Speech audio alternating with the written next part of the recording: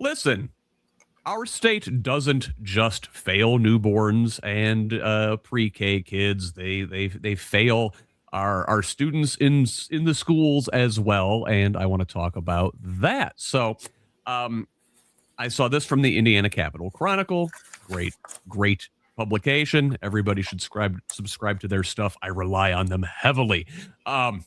So, school leaders statewide are warning that Senate Enrolled Act 1, which was passed earlier this spring, is negatively affecting school budgets across the state.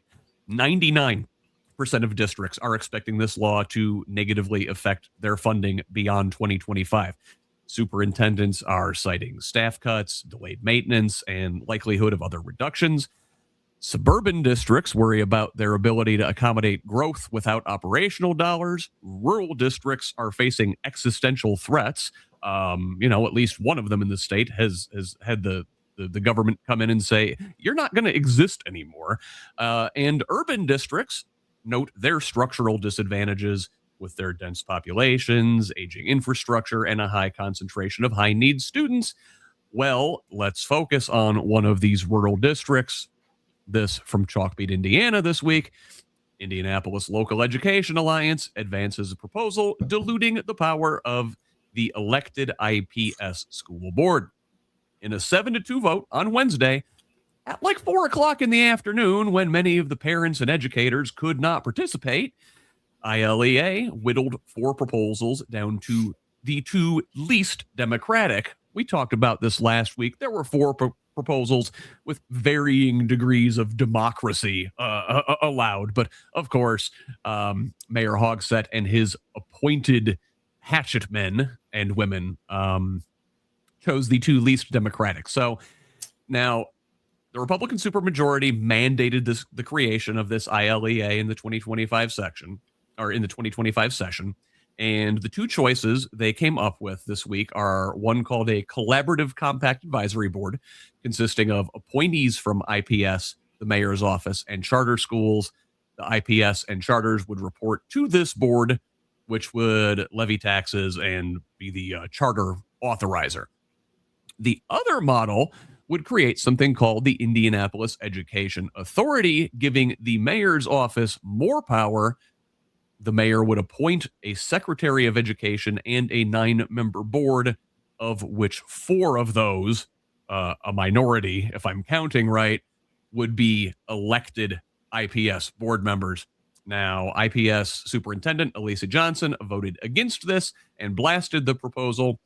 The ILEA will make their final recommendation to the state after a meeting on the 17th of this month, though the state could disregard it entirely. Cindy, I'm going to start with you here.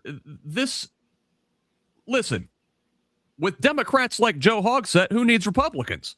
I'm going to say it. So I was a public school teacher for 10 years.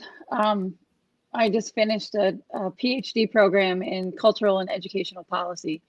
And one of the basic tenets of public education in the United States is a statement basically sort of summing up the entire work of a man named Michael Apple from University of Wisconsin. And it is education is democracy and all curriculum is political.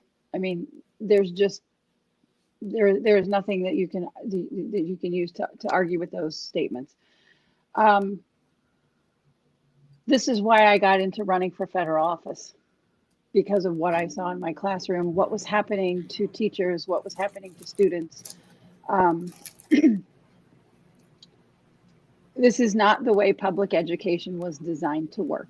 And the issue that is driving a wedge into all of this and is the voucher program, because it is destabilizing public education at its very core by stripping away the money for public schools and redistributing that to private schools against the separation of church and state that we have through the use of charters, private schools, whatever they're wrapping those. and promoting white supremacy through the use of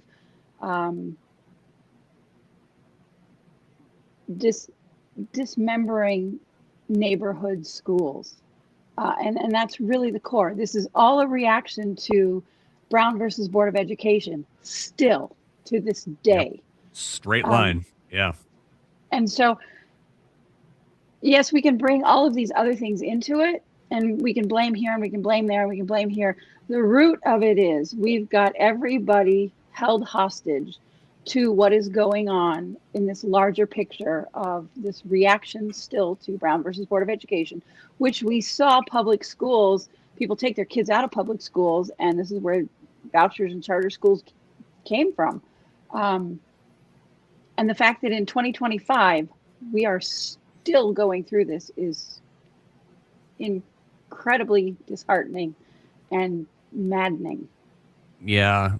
Derek, this thing like definitely exists at that uniquely American intersection of racism and greed, right? I mean, like Cindy was talking about earlier with the childcare, these charter schools are taking something that should be a public good and turning it into a financial tool. Yeah.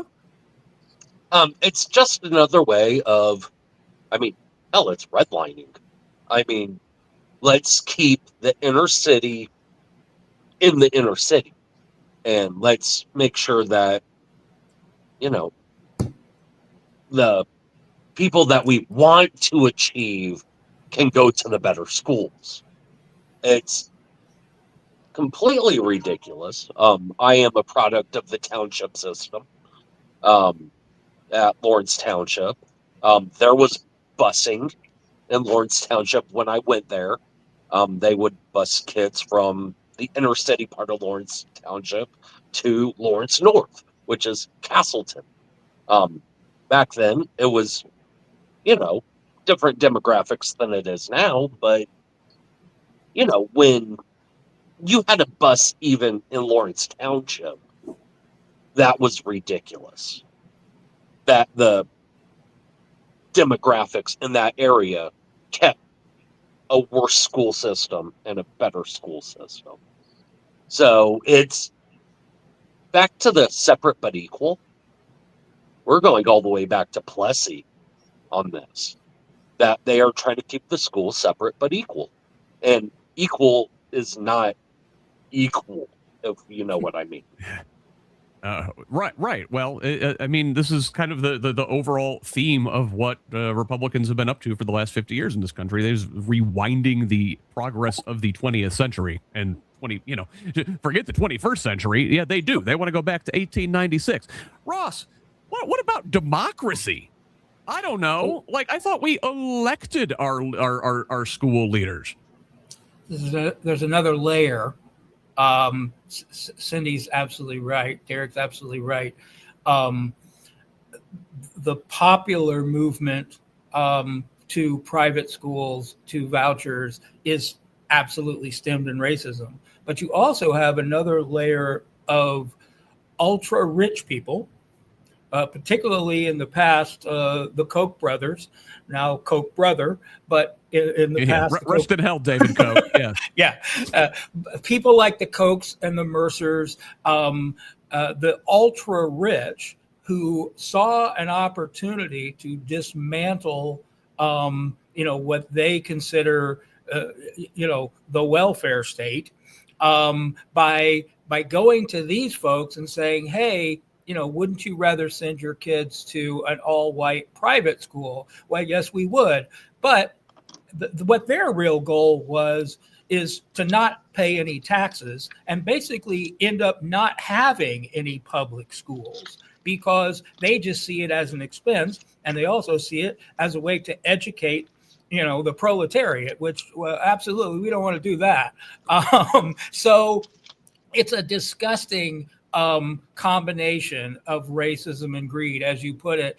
The ultimate goal of the people who are really calling the shots is just to not have a public education system. That's their ultimate goal.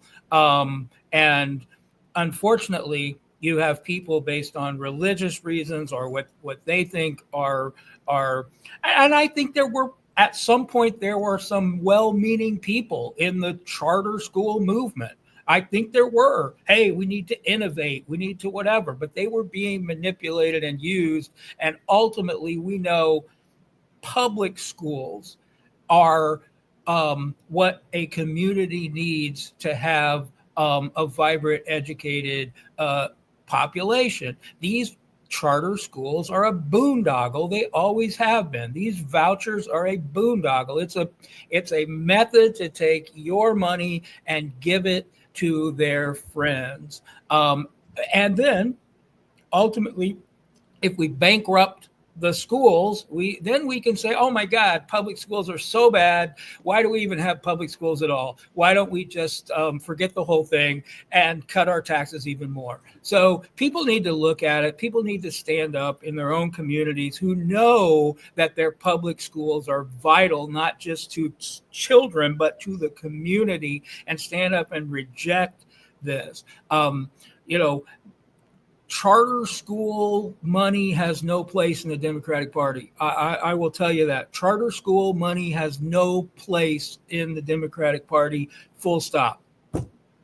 100. I will link a counter proposal from Central Indiana DSA they put out in response to this Hogsett plan. I'll link that in the show notes, which you should be subscribing to anyway. Great recap of the week's news in Indiana and beyond at whosleft.us. Sorry about sneaking that other shameless self-promotion in there on you all.